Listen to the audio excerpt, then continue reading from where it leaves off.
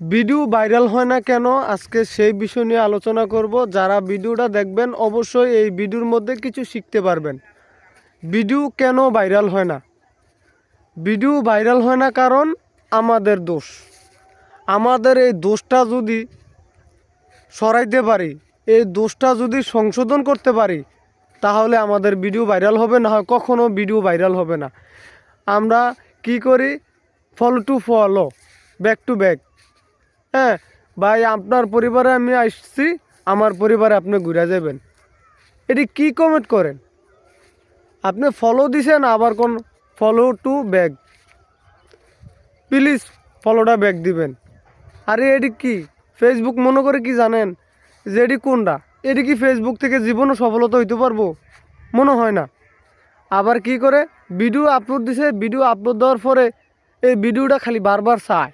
ভিডিওর মধ্যে কটা লাইক পড়ছে, কটা কমেন্ট পড়ছে, কটা ভিউজ হয়েছে, এটি চায়।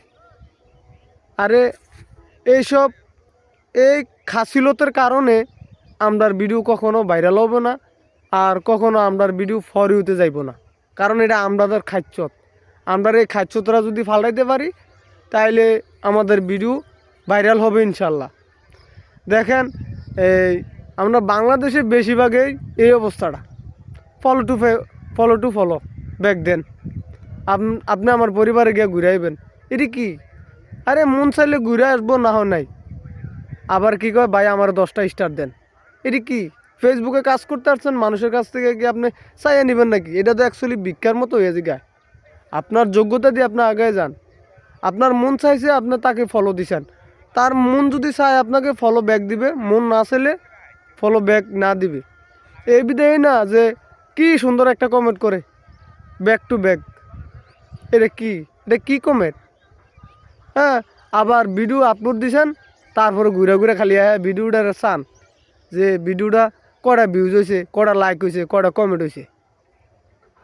এইসব যারা কাজটা করতেছেন, যদি এটি আপনারা আপনাদের মন থেকে যদি না সরান, তাহলে কখনো ভিডিও ভাইরাল হইব না, ভিডিও ফর হইতে যাইতো না, বাস সোজা কথা। আপনারা এই কমেন্ট যারা করতেছেন, জানেননি আপনাকে যে আইডির কত বড় ক্ষতি হইতেছে, বা আপনার পেজের কত বড় ক্ষতি হইতেছে? এই যে follow to back, follow back to back, আমার পরিবারে আসবেন। হ্যাঁ, ভিডিওর মধ্যে কটা ভিউজ হয়েছে, কটা কমেন্ট হয়েছে, কটা লাইক হয়েছে, ভিডিও আপলোড দেওয়া খালি বারবার এই ভিডিওটার চান। আপনার ভিডিও ভাইরাল হইতে হলে সর্বোচ্চ আগে আপনার জরুরি ওয়াচ টাইম। আপনার ওয়াচ টাইম যদি আপনি পূরণ করতে পারেন, তাহলে আপনার ভিডিও ভাইরাল হবে। আর এই কাজটি যারা করতেছেন, ফলো টু ব্যাক, এই কমেন্টটি বাদ দেন। দেখেন, এই অন্য দেশের তারা কত সুন্দর ইংলিশে কমেন্ট করে। হ্যাঁ, তারা এত সুন্দর সুন্দর কমেন্ট করে, তাদের কমেন্ট দেখে যেতে মনটা অনেক খুশি লাগে। আমরা সবাই চাইব এই ভিডিওর মধ্যে এমন একটা কমেন্ট রাখার জন্য, যাতে আমার কমেন্ট ধরে যেতে মানুষ আমার পরিবারে এসে আমার সাথে যুক্ত হয়। আমরা এই কমেন্ট করব না ফলো ব্যাক টু ব্যাক।